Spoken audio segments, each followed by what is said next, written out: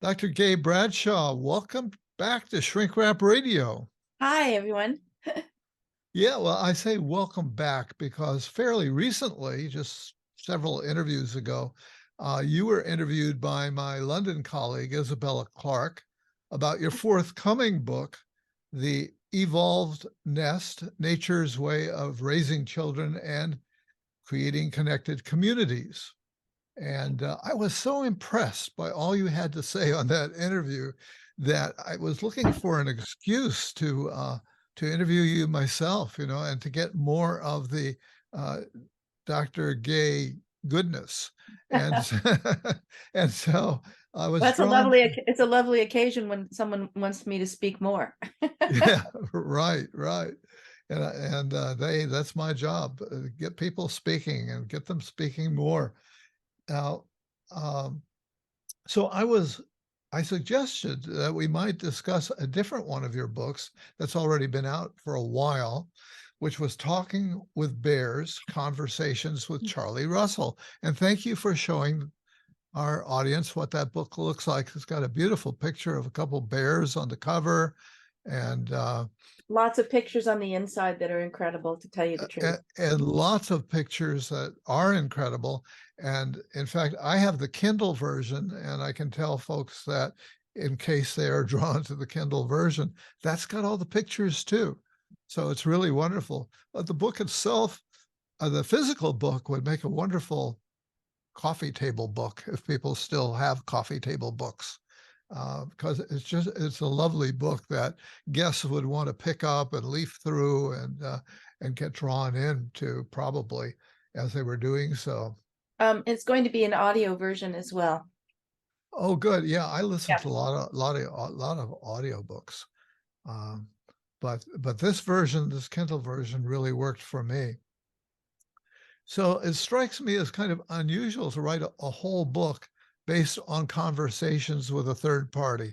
There are probably other books like that out there, but I can't think of one. I don't know who the third party is. Are that the Bears or Charlie? Well, both. I guess that's a fair point because you dedicate the book to the Bears by name. hmm And I wanted to ask you about that. I thought that was a beautiful gesture and certainly in keeping with the whole book. What was in your mind when you made that decision? Well, I'll give you a little bit of a background how the book came to be. Charlie Russell Sure. is the Bears are co-subjects of the book, Yeah. Talking with Bears, Conversations with Charlie Russell. And Charlie and I worked together for almost 10 years. Our intent was we did write things together and spoke together and things like that, but our intent was to combine our backgrounds and our perspectives to really talk about how bears really are and really dissolve and vanquish the myths under which bears and other wildlife, but in this case in particular, bears labor at the cost of their lives. And so we worked for many years. Charlie, by the way, his birthday, he passed a few years ago, but his birthday is next week on May 7th. So this is a nice celebration for that. Oh, yeah. Charlie was born and raised in Alberta, Canada, in the mountains from a pioneer family. And he spent literally his entire life there, aside from a few forays. One was 10 years, which I'll talk in more depth, 10 years in Kamchatka, in Siberia, in Russia, Right. in the Yep. wilderness. And he just wanted to get to know and understand bears. And so we worked together, and the attraction of working together was I have these degrees. I have these collective approval of in science and ecology and psychology.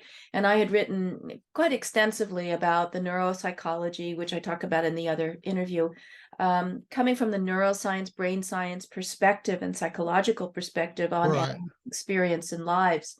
And Charlie is experienced and in depth and incredibly admired and respected, was nonetheless, his ideas were nonetheless dismissed a lot of times. And the real reason is because they go up against the status quo, the convention, which is very Yeah. anti-bear.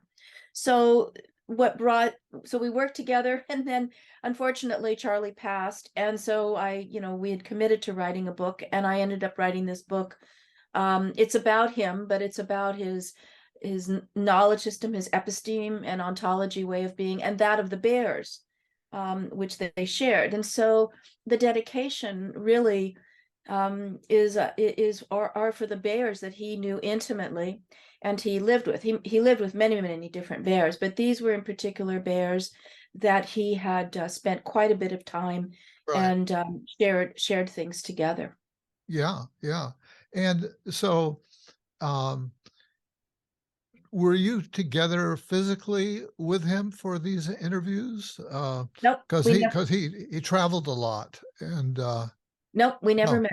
Not in you not we never met never. in this plane, I'll put it that way. Wow, that's pretty amazing because you would have been such good friends had you met in person. And so, how did you structure the interviews? How I assume you recorded them? They were recorded somehow.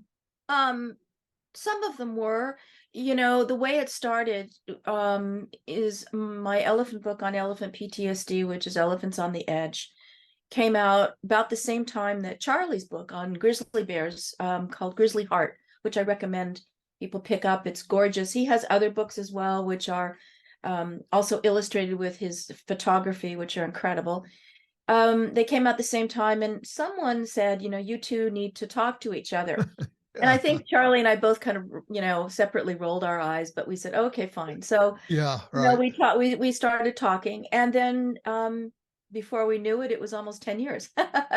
So Wow. the I didn't we just really spent, sometimes on average it would be 1 to 2 times a week that we would talk, and I would transcribe in my little, on my laptop and things like that, and write things up and then send it to him, and he would edit. And there really wasn't an organization. It was really quite organic. And Uh-huh.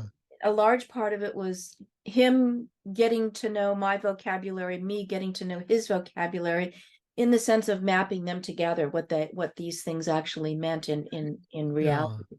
yeah. And so, over how many years were the interviews spread?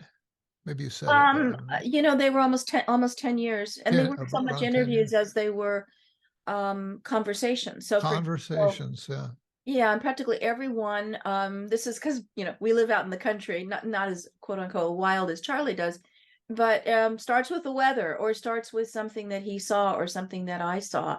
And yeah. that would really start to sort of be the thread that, led to a conversation about a particular topic or issue. How did his views about wild animals support your own thinking? Well, at a very first order level, very simple level, the work that I did, and I approached using neurosciences and psychology as a heuristic. And what I mean by that is, this is not the truth, but it's a way of, like the Buddhists talk about pointing at the moon. They are fingers that point out the experience of being. Yeah, yeah, And my work, when I say my work, it's not original. I drew from this giant bank of neuroscience and psychological research, which has been going on for, almost a century. And basically, all I did was pull things together. This is like with the elephant PTSD, and show that indeed they do have, elephants and all animals. Later, this became public in 2012 at the Cambridge University, but that they have the brains and the minds and the behavior and consciousness that we do. In other words, they have the apparati, the apparatus for the yeah. capacities that we cherish and once considered uniquely human. And so that really predicts, in the case of bears, that they have all the sensibilities, all the intelligence, that emotions, capacities for emotions and loving and relationships, et cetera, that we do. And so based on that, it really cast aside these kind of mindless monsters, the way they're depicted typically in the popular media, which is fueled by, in large part, the scientific community as well. And so essentially, what Charlie had found through his own experience is the same thing, that they were very sensitive, They were very open. They were extremely intelligent. And I don't mean, sort of Albert Einstein type of intelligence, but in the sense of emotional and social intelligence. Yeah, They're yeah, very perceptive. They are very pro-social.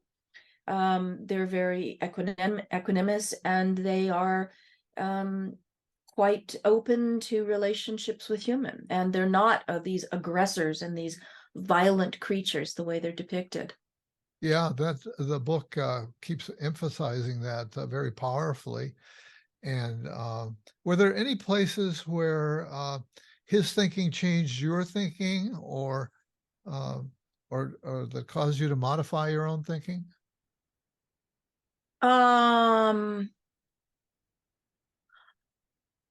I would say after I wrote the book, because um, when Charlie's health had declined and was declining, and I was committed that this, whatever this was going to see the light of day, Yeah, and get published.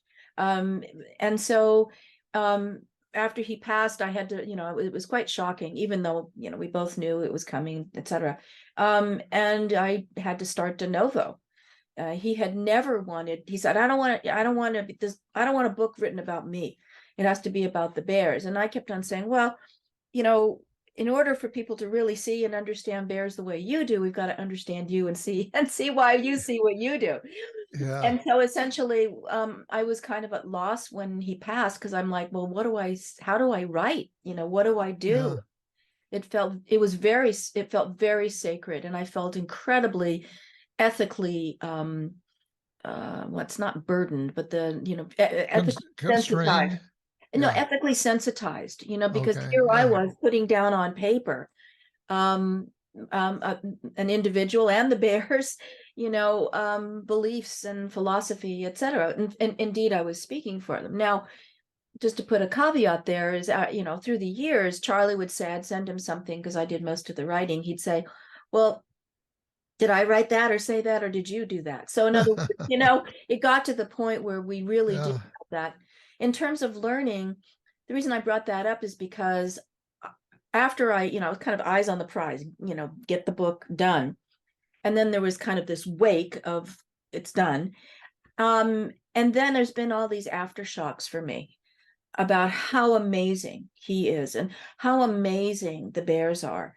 And so I would say that that has really been where my learning has deepened, is Hmm. is is in the aftermath of completing this book, and then really kind of like going, oh my God, wow, the depth of his, and we would call it the total oneness, the total alignment that he had with the quote unquote rest of nature. It was extraordinary, Yeah. extraordinary Yeah. Yeah. relative to the dominating culture today. Yeah. And of course, the writing is very beautiful, I have to say, and it's seamless. The integration is seamless because it could either be you quoting him or it could be you speaking, and every now and then I would have to move my eyes to see. Let's see, are there quotation marks around that Mm-hmm. or not? And Mm-hmm. so it's really beautifully Oh, well, done. And there are, let me just tell you, there are things. So, for example, there's another book that I will send to you the title, and that was completed before. It was a compilation of different writers and photographers talking about Charlie's grandfather, who was uh, a big figure in Charlie's life. And it was in the area in which he was born and raised. And I also encourage people to buy that book. It's got gorgeous pictures, and it has an essay in there about by Charlie, which talks about his grandfather. And so he wrote this essay, and then he sent it to me. He said, can you go through and you know see if does it make sense, and da da da da da. And so there was a lot of things that I didn't know. For example, just in the detail, his grandfather was a very skilled machinist. That's not entirely his career as such. Charlie became so. And just in terms of how detailed, like sighting a gun, or weighing the powder, or walking in the woods. I can't even quite describe it, but there's a refinement, an Yeah. incredible refinement, that in order to understand what Charlie did, I really learned about that kind of refinement, and that Yeah. kind of refinement of how wildlife live. Yeah. That really comes through in the book. And um, one area of consonance between you two is that the the understanding, just as in your finding about the elephant suffering from PTSD, is that bears have been traumatized by us similarly, Mm-hmm. and so you were both on the same page around that, Mm-hmm. and it really becomes a piece with your work in that area, Mm-hmm. And that and was something, that is another example of co-learning, because I was coming from, obviously the lens, as you described, from the traumatology and the psychological vulnerability, et cetera. And so, that helped Charlie. I mean, a large part of this was just giving language to things, like they said, that co-language making. So, for example, he said, bears have started. A large part of his work really focused on understanding, well, all bears, but particularly grizzly and brown bears. And brown bears are the counterparts of grizzlies in Eurasia. They're very, very big. And, what he noticed, he said, bears are changing. And he said, I sometimes carry bear spray, which he never did. right. And he said, well, when I remember. So the point being is, his thing was there's no reason to fear a bear. You need to understand. We need to understand nature. We need to understand bears and wolves and all of these individuals that have been vilified. And they're not that way at all. It's the humans' projection, if you want to use that language, of their own fears and insecurities, etc. Right. Um, but it's that notion. So the co-learning was that when he said bears had changed, is the typical bear is they're shot at. So when a bear is killed, you'll see not infrequently, when the bear is skinned, multiple bullets, not from that one occasion, but from being Uh-huh. shot at many, many times. Wow. And it's no exaggeration to say that the majority of bears, whether they're black bears, brown bears, grizzlies, or whatever, have witnessed their mothers killed in front of them. That's what they do. And Yeah, so and that's what the essentially, elephants had a yes, similar experience, yes. and were traumatized as youngsters. And in your work, you found that the bears actually didn't elephants didn't reach maturity, brain maturity, forebrain maturity until they were around 35 years old.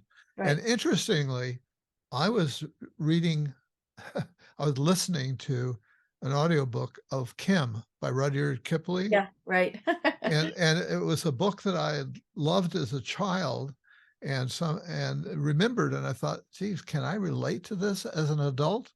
And it is so rich with detail and observation about Asian culture at the time that he was there, Hmm. growing up in India.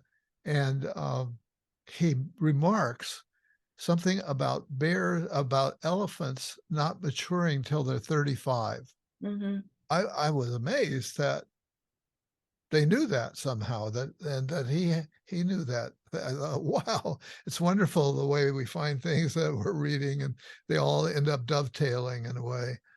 Well, a And lot of there's a lot of quote unquote knowledge about elephants in Asia in general, mhm, because they were used as slaves. They were used for work, and they were yeah, used in temples, which they still are, etc. And so all of that understanding, well, I should say, the knowledge about elephants, was also done for a purpose, because when the male elephants, this is a generalization, like you said, when they reach quote unquote sexual maturity or whatever, that's when they go into must, the hormonal cycle, etc. And that's when they typically are chained, and beaten and tortured. They are as children as well, to submit.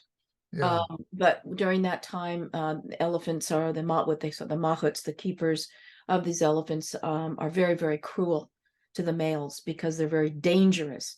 And Yeah.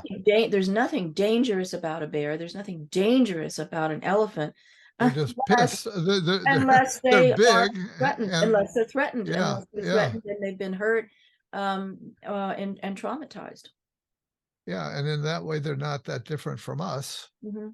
And and it's interesting to think of how these these bad characteristics of our humanity are also evident in our own culture, in Hmm. our own civilization. You know, Hmm. our fear of the stranger and all the projection, you know, that leads to wars and to racism and to all of that stuff. So it's really fascinating at every level. Well, let's dive into the book a bit. And one of the superstars in the book is a brown bear in Kamchatka, I believe. Was she in Yes. Kamchatka? And and she and take us through that relationship. I mean, there's so much that he learned that she taught him, you know, which might sound incredible on the face of it. So take us through that. It's a Oh, beautiful relationship. you're speaking about Brandy. Yeah, yeah, And Brandy, that was the name that Charlie gave this female brown bear.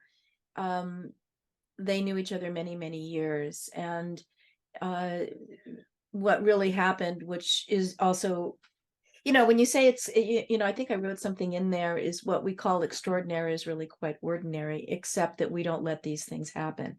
And because Charlie was the person he was, these things were kind of ordinary. I mean, he was like, yeah, overawed, but right. in a sense, these were ordinary things because of who Charlie was. Brandy was a female brown bear. And over the years, 7 years, she had 3 sets of baby bears. And she adopted or recruited, as Charlie called it, Charlie as a nanny to take care of her children. Yeah, And, Charlie, when he went to Russia, he went there for the purpose of saying, okay, I'm going to show people that you can live with wild bears in perfect peace and harmony and everything like that. The reason he chose Russia is because he thought, relative to North America, the impact of human violence right, on bears right. was less, because essentially in North America, the lower 48 states basically have extirpated, it killed all the bears. So he thought, well, this area, it was a wilderness area in Russia, was probably less impacted. He did find later that there were a lot of poaching, but not to the degree that there had been here. Anyway, so he decided to go there and try out his hypothesis that we can live in peaceful coexistence with bears, big bears. These are, Yeah, a ton or whatever. And so he did. This was not part of the plan. Is he ended up rescuing in the first year 3 baby brown bears whose mothers had been killed, and then they had been taken to a zoo and treated terribly, and then they started to grow up a little bit and become bears, as Charlie called it, and they were going to be killed because they were unmanageable. So they asked Charlie to would he rescue them and then bring them into the wilderness. And as he said, all of this happened because at the time, this was when Russia was going through its big change, social and political change. And so it was, it was a little kind of a window. Otherwise, there's so many right. regulations. Yeah. So he, out of the blue, was put in charge, and he did it, from scratch, becoming a mother bear for these 3 young bears. And Yeah. so at one point, Brandy, he'd see her around, and one day she had her cubs with her and she left.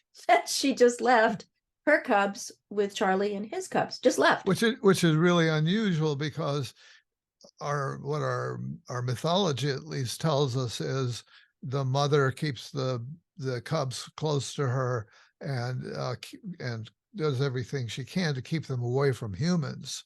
So to abandon her cubs seemed like a very creative and strange thing. Well, it wasn't abandoned. It was truly like child minding, you know, Yeah, and but just to for people who aren't so familiar, bears' mothers raise the children, on their own. They're not like the elephants who have a whole natal family that has aunts and other babies and siblings and cousins and things like that. Bears are single mothers in that way. Um, and so again, this is like you said, what did I mean, it's astounding. Well, Yeah. and so, he was kind of shocked. And then, the babies were kind of like, what's mom doing? And then it just became a pattern. And he did that with 3 sets of her baby bears, her baby. Yeah. And And so, there's another thing that emerges in this is that he was trying to fatten these bears up as much as he could because the winter when the winter hibernation period comes, if they haven't packed on enough weight, they won't make it. right, And so he was really trying to mother them as best he could. That was maybe even before Brandy came along. He built a shelter and did what he could to try to feed them and fatten them up to make it through the winter. And then he had to return to this country each time, to Canada or wherever he was hanging out, and and he didn't know for sure if he would see them, when he came back. yeah. No, Yeah, it typically in Kamchatka and elsewhere, but the mother, the babies, they're born in the den, and they stay in there and they nurse with the mother, and then they come out and they're basically with their mother under her umbrella of love and protection for 3 years, and they den with her for 2 to 3 years. And so it's not just it's building social skill, what we would call social skills, and learning how to be a bear psychologically, ethically, etc. And his cubs, just because of the exigency, his cubs he had to get them ready and teach them how to be bears, how to go after salmon. Salmon is a real staple, very important staple, for fat. Pine nuts, very, very important for building up that insulation. And then they had to go hibernate. I mean, they had to find and build a den on their own.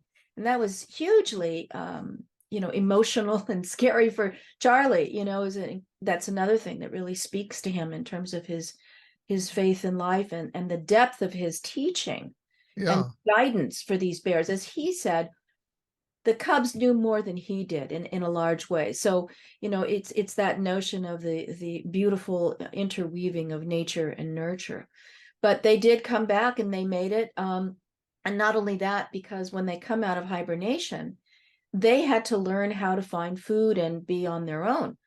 Unlike like Brandy's kids, that when they came out of hibernation, they would be with her, and she yeah, would help protect them, and she would, school them around to show them how to eat and bring them food and things like that. yeah.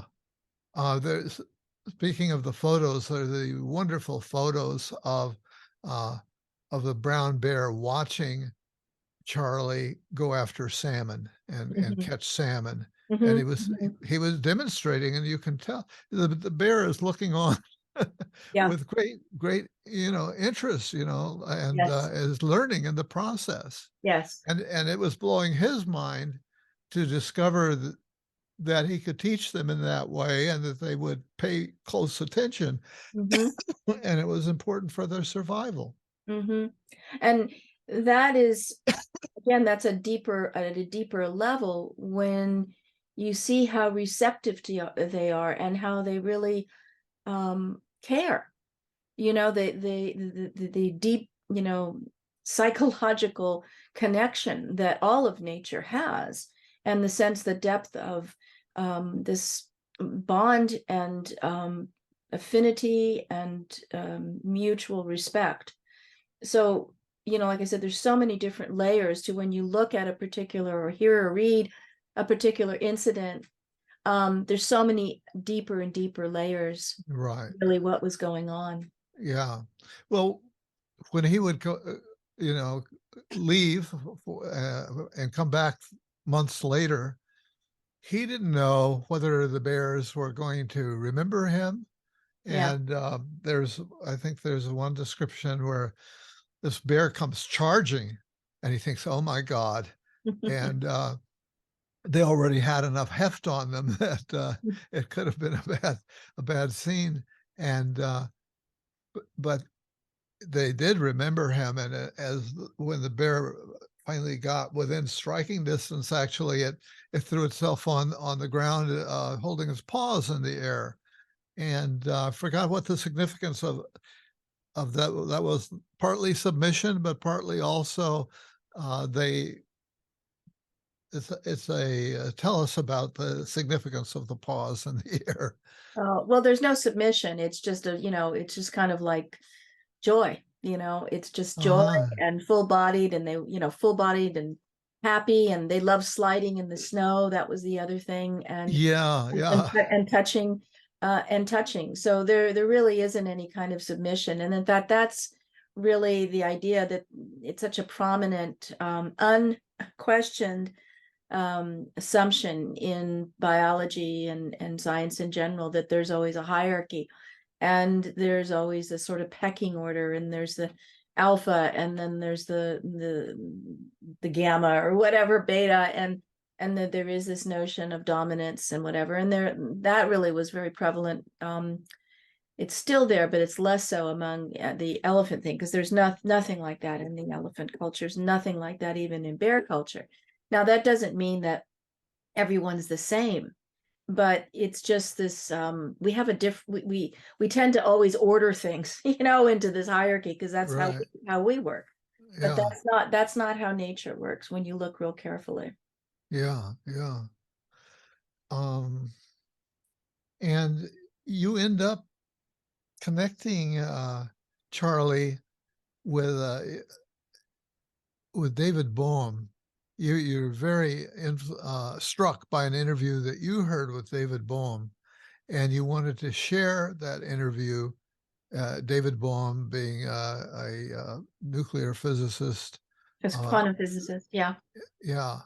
What physicist? a quantum physicist, Quantum yeah. physicist, right? Mhm. Of the tiny stuff. And yeah, so tell us what that turned out to be something that the two of you shared. And what was it that made you want to share David Bohm? Did you ever meet David Bohm? Did you have the No, opportunity to do that? no, I didn't. I studied physics, and I read him. I'm not a fancy physicist, but his work is so tremendous, and he's a tremendous person, because he really took the philosophical, the ontological, and practical lessons from the mathematics, from the physics itself, to what has this got to do with everyday life. And he kind of went to the streets. He spent quite a bit of time talking with people about this. He spoke with spiritual teachers, etc., to really understand the implications of what quantum physics was pointing at and implied. Um, the reason so I've always been very fond of his writing and his Uh, work, and we were writing our quote unquote book. But again, I was still, kind of using neuroscience and psychology as somewhat of a, backbone, or as a heuristic, like I did, the elephant book and carnivore minds. And I don't know, it just, we just kind of came to a standstill. It just didn't, it just lacked that je ne sais quoi. And I don't know, I really don't know what it was, but I came across this interview at the Board Institute in Copenhagen, that David Bohm gave before he lectured there. I don't know. I just said, you know what, so I sent it to Charlie, and I said, Charlie, take a look. We would exchange things back and forth. And Charlie was just dumbstruck. He said, I feel like I've found my long lost brother. yeah. And so that's really what happened. And so that really shifted our perception. That really shifted the framework by which we were approaching our conversations and understanding the bears and nature and each other. So that's really what happened. And I had not, again, the book that you see here was very different than what Charlie and I were writing together, which was then again, this one, the gist is the same, but this book really is looking at Charlie his episteme and ontology and that of the bears, their Yeah. ways of knowing and their ways of being. And so all of this, when I was writing this, I was, like I said, I wasn't even sure what I was going to talk about, how to even organize it. So it just Right. came together somewhat. Each chapter was sort of organic. Um, Right. and then I wasn't even going to even think about David Bohm, but all of a sudden that chapter just popped out, and Uh, it really had to be. It's in my mind, yeah. it's the most important chapter Yeah. of it all. Yeah. Wow. Yeah, what they seemed to share in common was a way of grappling not just with the scientific details, but also that it was important to develop an intuitive feel Mm-hmm. for phenomena or Mm-hmm. nature. Mm-hmm. Mm-hmm. And Yeah, and it's just sort of in a simplistic way. It's I mean, they're all scientists at one level, but it's in terms of how they use their insight and how they use their mind. And it's a non-dual. It's a non-dual view. And Charlie's approach, I mean, again, we're always hampered by language, but was non-dual, as of course, by definition, that's what quantum physics is, right? And so, that really it was just kind of like opening up the aperture to be able to look at these experiences. And if you look into it, what was really extraordinary is that David Bohm and Charlie had childhood experiences which were very similar in terms of understanding their place and experience with nature. yeah, yeah. So your work is very much about consciousness. And what is your view of consciousness? For Just a little question there. 9.99, I have the answer. I guess if you wanted to say what I've fallen into in the sense of, my own meditation practice and reflections and having wonderful experiences with humans and non-humans, largely that it just seems that in particular Zen Buddhism in the work of Thich Nhat Hanh and Eckhart Tolle, is that consciousness as such is this sort of this morning I was saying currency. I don't know if that's sort of the right word. It's a substrate, it's a substrate, um, and it's essentially what makes the world go round. I don't really have a view on it. I mean, everyone has consciousness, at least that's what we think. But you know, like I said, it's a non-dual view. So, in the case of Charlie and the bears, that's how I see it's my own experience, and I know Charlie was as well, is uh, living in the world which is not just hung up on these bodies. It's not that the bodies are wonderful. The bodies, we love these bodies. And that's why we love bears. That's why we love each other. They're just wonderful. But that there's a deeper current, there's a deeper processes. David Bohm talks about the implicit and the explicit order, etc. There's more there than than meets the eye, definitely. Yeah, yeah, And essentially, I guess I would look at consciousness like an iceberg, that, what we live is the tip. I yeah. mean, That's I'm how not saying Freud that we looked all at it, do. right? Yeah. Yeah, but you really understand that, we get distracted by what's happening at the tip of the iceberg. Uh-huh. But Yeah. there's so much going deeper, well beyond 10. Yeah, I think it used to seem odd to us that in the East, people who came from the East would refer to the science of yoga. And, say, the science, how can that be a science? But it seems like, in fact, close observation from within or without, you know, is two sides of the same coin Mm-hmm. Well, I in a think way. there's, the use of, I'm not saying anything people don't know, but when in this dominating culture, which has been associated with Western civilization, but obviously globalized, science is really a tool. It's the tip of the iceberg. And essentially, everything else below has been excluded. And so that's why we have science and spirituality. And yet our experience or our beingness is all of one. It's the whole iceberg. It's not just the top. And the conventional science stays focused on the tip of the iceberg, which is obviously very biased. And Charlie's work is an example. There's no one else, that I know of, or that has been, or I'm sure there's been around, but within, this century, that knows, quote unquote, well, Charlie never liked the word knowing, understands bears the way he understood bears. And that's because he was a very loving person, and he was very open, not just to bears, but to humans and other animals. And so essentially, his depth of knowledge scared people, and he was ignored and dismissed, tacitly respected and admired. But because he, as I said earlier, his data, which is his experiences and depth and understanding, did not fit the paradigm. And so what we come up with is wildlife biology, and the science and even the neurosciences and stuff is extremely biased, because there is a psychosocial, economic, political excising of what is correct and what is not correct in terms of what we need to call the truth. Yeah. So it's not holistic at all. And from that, there's an intrinsic and very lethal bias, which is responsible for, the disasters that we've created on this planet. Most of us will not, most of the people who are going to hear and see this interview are not going to see much of bears or elephants, encounter them in the course of our daily lives. Um, how do we, what are the lessons that we need to take into our world of nearby birds? If we're lucky, there might be some birds around and some other, and the plants and so on. How do we take this in? And by the way, I think you have this is a separate question, I guess. So go ahead and let's talk to that one, and then I'll ask you the next Okay. one.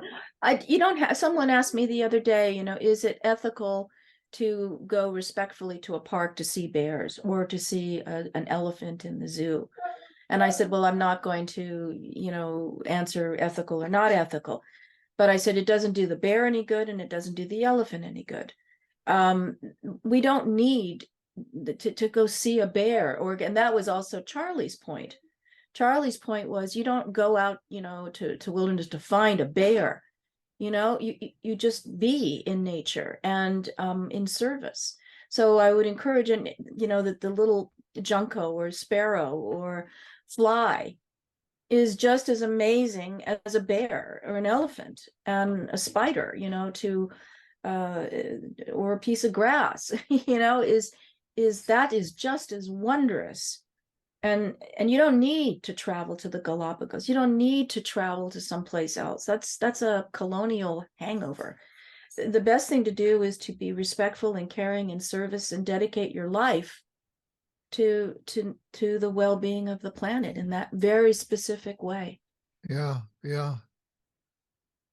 I'm thinking of Kim again, back to Kim, and the priest that he follows is is from Tibet, and is also a Jainist, I think, which my Mhm. understanding is that's a spiritual perspective that treats every detail of nature as precious Mhm. and deserving of living. Mhm. Um, so I understand that you have kind of an animal preserve or shelter on your property. Is that right? And if Well, so, who's living with you?